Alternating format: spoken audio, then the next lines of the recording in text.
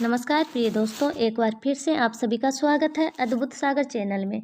प्रिय दोस्तों, आज हम लेकर आए हैं परमात्मा की लाठी। एक साधु वर्षा के जल में प्रेम और मस्ती से भरा चला जा रहा था। इस दौरान उसने एक मिठाई की दुकान को देखा, जहां एक कढ़ाई में गर्म दूध उबला जा रहा था, तो मौसम के हिसाब से दूसरी कढ़ाई में गर्मा गर्म जलेबियां तैयार हो रही थी। साधु कुछ क्षणों के लिए वहां रुक गया। शायद भूख का एहसास हो रहा था या मौसम का असर था। साधु हलवाई को बड़े गौर से देखने लगा। साधु कुछ खाना चाहता था, लेकिन साधु के जेब भी नहीं थी, तो पैसे भला कहाँ से होते। साधु कुछ पल से हाथ सेकने के बाद चला ही जाना चाहता था कि नेक दिल हलवाई से रहा नहीं गया और एक प्याला गर्म दूध और कुछ जलेबियाँ साधु को दे दी। मलंग ने गर्म जलेबियाँ गर्म दूध के साथ खाई और फिर हाथों को ऊपर की ओर उठाकर हलवाई के लिए प्रार्थना की और आगे चल दिया। साधु बाबा का पेट भर चुका था। दुनिया के दुखों से बेपरवाह वो फिर एक नए जोश से बारिश के गंदले पानी के छींटे उड़ाता चला जा रहा था।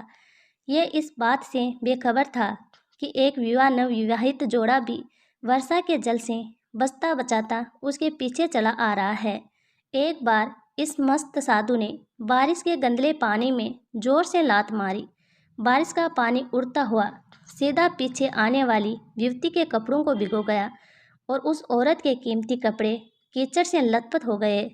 उसके विवाह पति से यह बात बर्दाश्त नहीं हुई, इसलिए वह आस्तीन चढ़ाकर आगे बढ़ा और साधु के कपड़ों को पकड़कर खींचकर कहने लगा, अंधा है क्या? तुमको नजर नहीं आता? तेरी हरकत की वजह से मेरी पत्नी के कपड़े गीले हो गए हैं और कीचड़ से भर गए हैं। साधु हक्का बक्का सा खड़ा था, जबकि इस विवाह को साधु का चुप रहना नाखुश गुजर रहा था।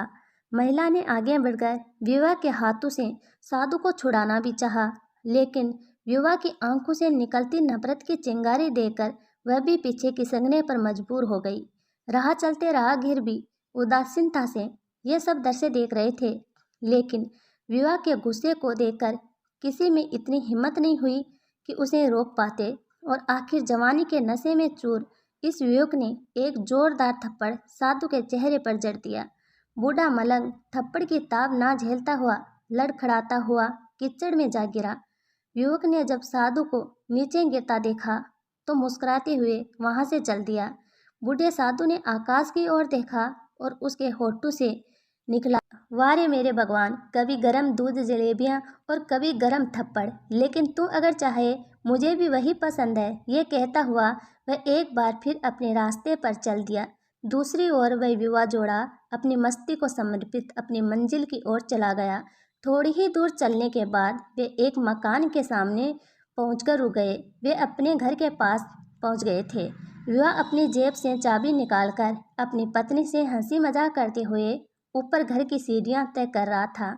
बारिश के कारण सीढ़ियों पर फिसलन हो गई थी। अचानक युवा का पैर फिसल गया और वह सीढ़ियों से नीचे गिरने लगा। महिला ने शोर मचाकर लोगों का ध्यान अपने पति की ओर आकर्षित करने लगी, जिसकी वजह से उसके संबंधी और दूसरे लोग तत्काल सहायता के लिए युवक की ओर लपके और अस्पताल ले गए। युवक का सिर फट गया था और कुछ ही देर में ज्यादा खून बहने लगा। लोगों ने दूर से आते साधु बाबा को देखा तो आपस में कानाफूसी होने लगी। निश्चित रूप से इस साधु बाबा ने थप्पड़ खाकर युवक को श्राप दिया है, तभी उसे चोट लगी है। दूसरे युवकों ने यह बात सुनकर साधु बाबा को घेर लिया। एक युवक कहने लगा कि आप कैसे भगवान के भक्त हैं, जो केवल एक थप्पड़ के कारण युवक को श्राप दे बैठे। भगवान के भक्त में रोष व गुस्सा हरगिज नहीं होता। आप तो जरा सी असुविधा पर भी धैर्य नहीं कर सके। साधु बाबा कहने लगा, भगवान की कसम, मैंने इस विवाह को श्राप नहीं दिया। अगर आपने श्राप नहीं दिया तो ऐसा नौजवान युवा सीढ़ियों से कैसे गिरा कि उसे इतनी गंभीर चोट आई। तब साधु बाबा ने दर्शकों से एक अनोखा सवाल किया कि आप में से कोई इस सब घटना का गवाह है। मौजूद एक युवक ने आगे बढ़कर कहा, हाँ, मैं इस घटना का गवाह हूँ। साधु ने अगला सवाल किया, मेरे कदमों से जो कीचड़ उछला था, क्या उसने विवाह के कपड़ों को दागी किया था? विवाह बोला, नहीं, लेकिन महिला के कपड़े जरूर खराब हुए थे। मलंग ने पूछा, फिर युवक ने मुझे क्यों मारा? युवक कहने लगा, क्योंकि वह युवा इस महिला का प्रेमी था और ये बर्दाश्त नहीं कर सका कि कोई उसके प्रेमी के कपड़ों को गंदा करे, इसलिए उस युवक ने आपको मारा। युवक की बात सुनकर साधु बाबा ने एक जोरदार ठहाका बुलंद किया और ये कहता हुआ वहाँ से विदा हो गया। तो भगवान की कसम, मैंने शराब कभी किसी को नहीं दिया, लेकिन कोई है जो मुझसे प्रेम करता है, अगर उसका यार सहन नहीं कर सका तो मेरा यार प्रभु को कैसे बर्दाश्त होगा कि कोई मुझे मारे।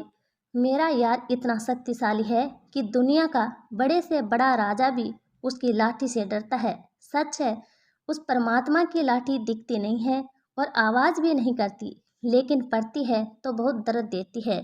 इस कहानी से हमें यही सीख मिलती है, अपने धन, यौवन और पद का अहंकार दूसरों को चोट पहुंचाने का कारण बनता है, किंतु जब समय का चक्कर हमारी तरफ घूमता है तो हमारा कष्टों का दौर शुरू हो जाता है। हमारे कर्म ही हमें उसकी लाठी से बचाते हैं। बस कर्म अच्छे होने चाहिए। किसी को भी चोट पहुंचाना, खुद चोट खाने की तैयारी करना है। हमें अपने गलत कर्मों से डरना चाहिए, क्योंकि ईश्वर की लाठी में आवाज़ नहीं होती। प्रिय दोस्तों, उम्मीद करते हैं कि ये कहानी आपको पसंद आई होगी। पसंद आए तो चैनल को सब्सक्राइब करें, वीडियो को लाइक करें और एक प्यारा सा कमेंट ज़रूर करें। राधे राधे दोस्तों।